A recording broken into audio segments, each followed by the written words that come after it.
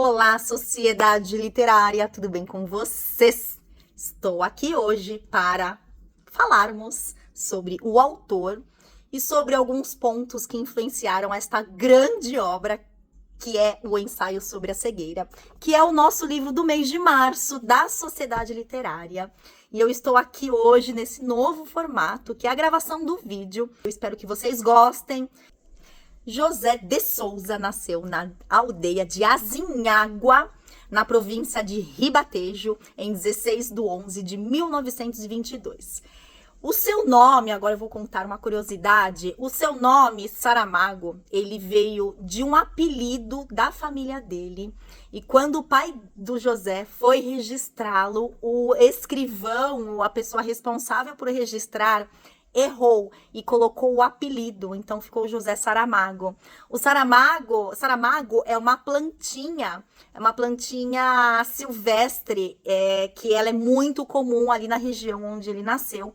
E essa plantinha diz que, pelo fato da família do Saramago ser muito, muito, muito pobre, era um tipo de alimentação dos moradores daquela aldeia e principalmente da família de Saramago. Seus pais eram humildes camponeses e, inclusive, eles eram analfabetos. Em 1924, aos 2 anos de idade, a sua família se muda para Lisboa em busca de novas oportunidades. E nesse mesmo ano, o irmão de Saramago falece. Ele era o seu único irmão, tá? O Saramago só tinha um irmão. E passou a ser filho único para o resto de sua vida. E o irmão dele morre de algum problema respiratório muito grave.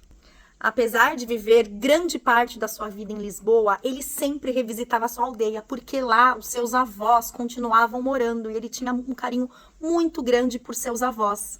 E mais para o final da sua vida, Saramago escreve um livro chamado As Pequenas Memórias, que é nada mais do que uma pequena homenagem a esses avós que ele tinha tanto carinho. Voltando um pouquinho à questão do nome, que eu acabei de lembrar, o pai de Saramago, que não era Saramago, ele, muitos anos depois, ele acabou registrando, mudando o seu nome e incluiu o nome Saramago, que era uma alcunha, que era essa alcunha da família. Ele incluiu no seu nome, até para ficar ali com as honras de Saramago e tirar vantagem com isso, vai saber. Naquela época, Portugal passava por uma grande crise e uma taxa de analfabetismo que beirava os 70%, ou seja, apenas uma média de 30% dos portugueses tinham acesso à educação, acesso livre à educação. E apesar de Saramago demonstrar desde cedo muito interesse, mas muito interesse mesmo pela cultura, pelas letras, ele não tinha esse contato tão facilmente. E inclusive foi só aos 19 anos que ele pôde comprar o seu primeiro livro com dinheiro emprestado de um amigo.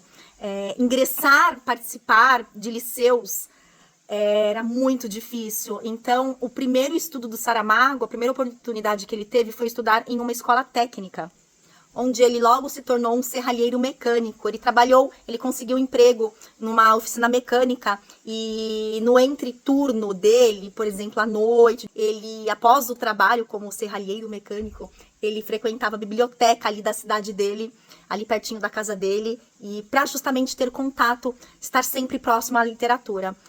Um pouquinho antes disso, na verdade, desde pequeno, Saramago sempre demonstrou esse interesse, mas o contato dele, por falta principalmente de recursos, era apenas com a literatura oral, ou seja, contações de histórias, enfim, nada de ter, não tinha oportunidade de ter o livro para ele.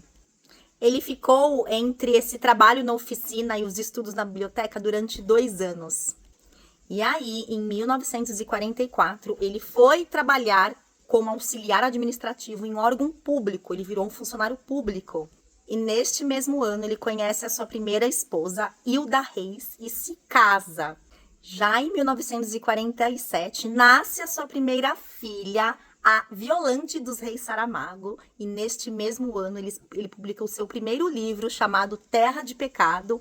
Porém, esse livro, como todo primeiro livro de todo autor, acabou sendo meio que arquivado, deixado de lado, por falta mesmo de interesse do mundo editorial e dos leitores. Essa sua primeira esposa se chamava Hilda Reis e ela ficou casada com ele, ele ficou casado com ela de 1944 até 1970. Nesse mesmo período, ele começou a investigar ali a possibilidade de se dedicar à carreira editorial, à carreira de autor de livros, e para aumentar os rendimentos, em 1955, ele começou a trabalhar como tradutor, inclusive traduziu autores como Lev Tolstói. Eu ia confundir com Dostoiévski, que louca. Está lá, né? Nesse mesmo período que ele escreveu Terra dos Reis, em 1947, Terra do Pecado, em 1947, ele também escreveu um romance chamado Claraboia, que na época foi rejeitado pelo seu editor e arquivado, sendo publicado apenas em 2011, um ano depois de sua morte. Depois da escrita desses dois romances, Saramago ficou 19 anos sem escrever absolutamente nada. Ele até declarou, muitos anos depois, que naquela época ninguém sentiu falta dele, porque ele era realmente insignificante ali na cena editorial, no mercado editorial. Nenhum português sentiria falta dele. E aí a gente pergunta, o que esse português fez durante 19 anos que não publicou nada? Ele teve alguns empregos, na verdade. Ele investiu na sua carreira de tradutor, como eu já falei. Ele também foi trabalhar no mercado editorial em geral. Ele trabalhou, inclusive, em algumas revistas e jornais da época, mas ele tinha as suas opiniões políticas eram um pouco animadinhas, assim por dizer. Saramago era um importante crítico político. Ele fazia colunas meio que criticando. Pausa para um cafezinho.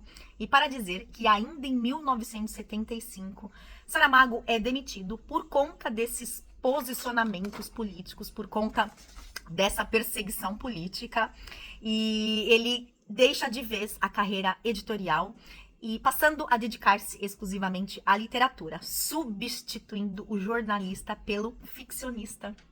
Agora eu vou ler um trechinho aqui, entre aspas. Estava à espera de que as pedras do quebra-cabeças do destino, supondo-se que exista destino, não creio que haja, sim, se organizassem. É preciso que cada um de nós ponha a sua própria pedra e a que eu pus foi esta: não vou procurar trabalho, disse Saramago à entrevista à revista Playboy em 1995. Então, 3 décadas depois de Terra do Pecado, ele retorna ao mundo da prosa ficcional e lança Manual de Pintura e Caligrafia. Mas ainda não foi com este livro que ele se consagrou como grande escritor e nem definiu o seu estilo tão marcante em suas narrativas. As marcas características de um estilo saramaguiano só aparecem com a publicação do livro Levantado do Chão, que foi publicado em 1980 e é um livro que ele retrata a vida de privações da população pobre de Alentejo, em Portugal. Após 2 anos da publicação de Levantado do Chão, ou seja, em 1982, Saramago publica Memorial do Convento, livro que conquista definitivamente a atenção de leitores e críticos. Nele, o autor ele misturou fatos reais com fatos inventados. E é a partir desses 2 romances que nós já começamos a notar o grande estilo de Saramago, de suas narrativas. Em suas obras, nós já conseguimos ver os seus posicionamentos políticos, a sua crítica social, religiosa. A sua forte ironia também é bem presente a partir desses romances, sempre de uma maneira clara e direta, ou até de uma maneira mais sutil, mais alegórica. Uma outra característica muito marcante das obras de Saramago é um olhar documental sobre a história de Portugal e da Europa.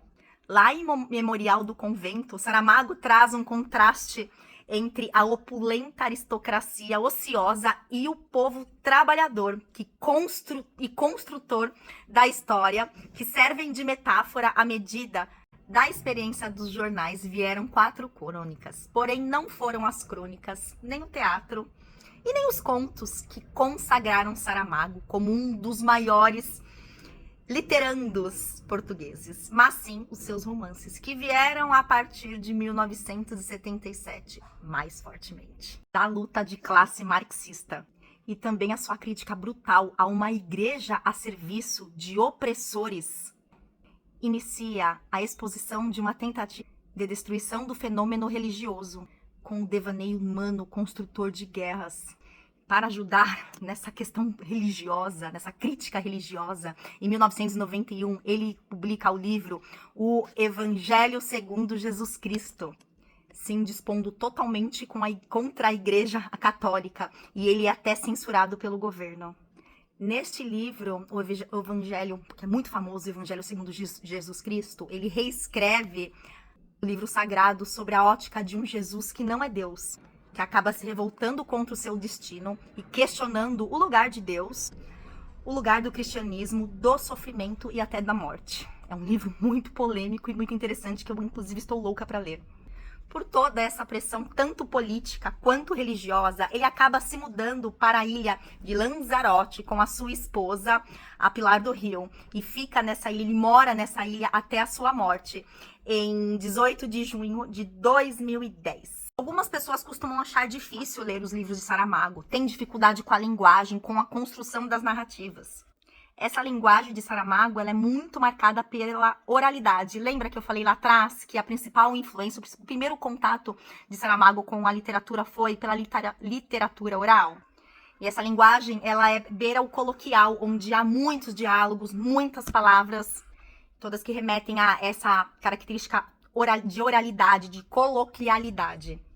Há diálogos muito longos, a gente percebe aqui muitas vezes páginas e páginas no mesmo parágrafo, não há aspas, travessões, eles apenas são iniciados com letras maiúsculas, por exemplo, dentro de um mesmo parágrafo.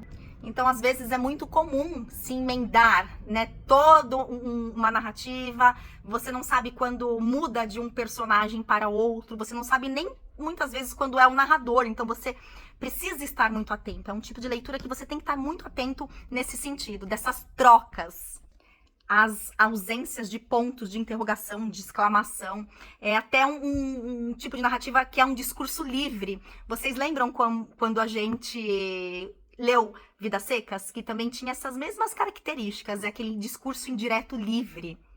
Aliás, a narrativa de Saramago me lembra muito a narrativa de Graciliano Ramos. Nós acompanhamos com a leitura de Vidas Secas agora em janeiro, aqui na Sociedade. Então, esse tom coloquial, diálogos com ditados populares também costumam muito aparecer nas narrativas de Saramago, o que remete muito a essa visão social, coletiva, popular, e não a uma visão erudita e rebuscada em sua narrativa. Uma outra característica muito importante é que a sua narrativa também está ligada à metafísica, à metalinguagem. Ou seja, uma metaficção, que é uma habilidade que a linguagem tem de voltar para dentro.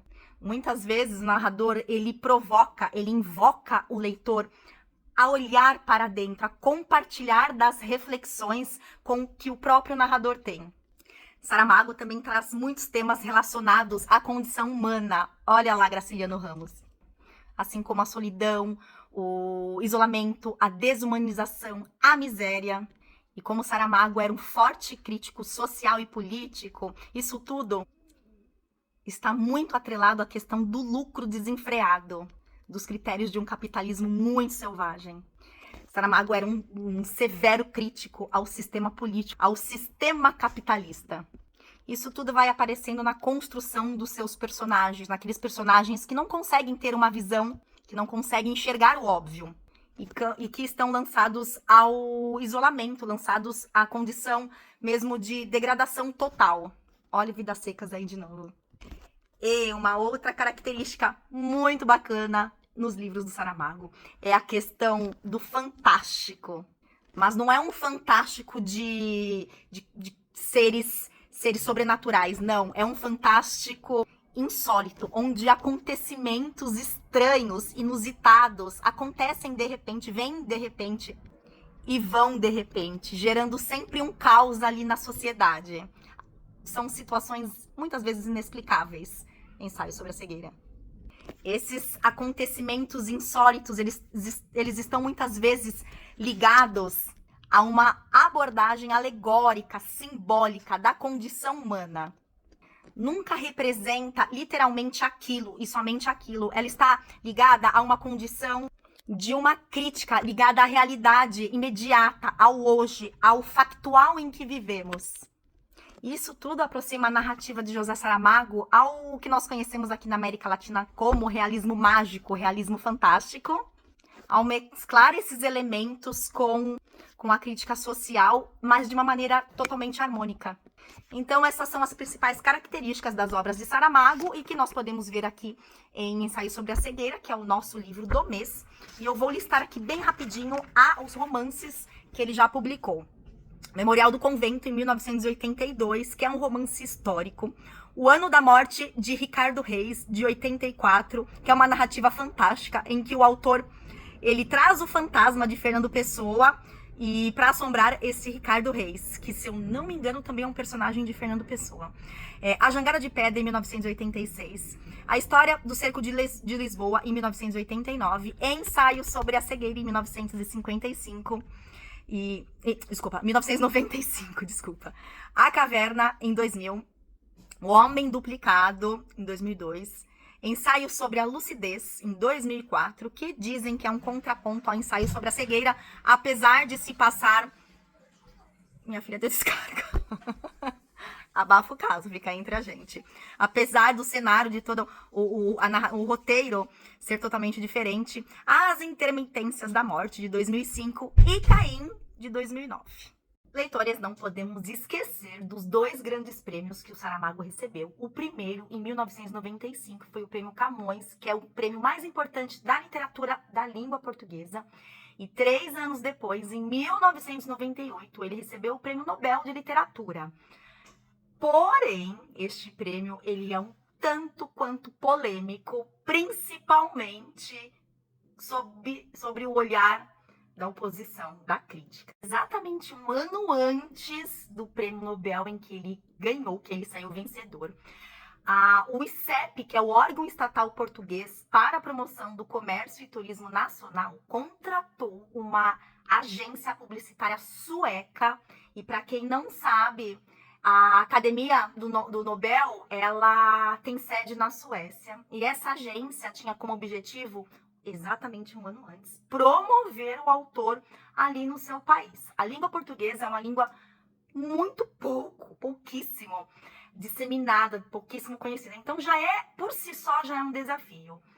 Pode ter sido proposital ou não, mas essa agência fez um trabalho muito importante na Suécia, divulgou muito o autor, levou o autor para entrevistas em universidades.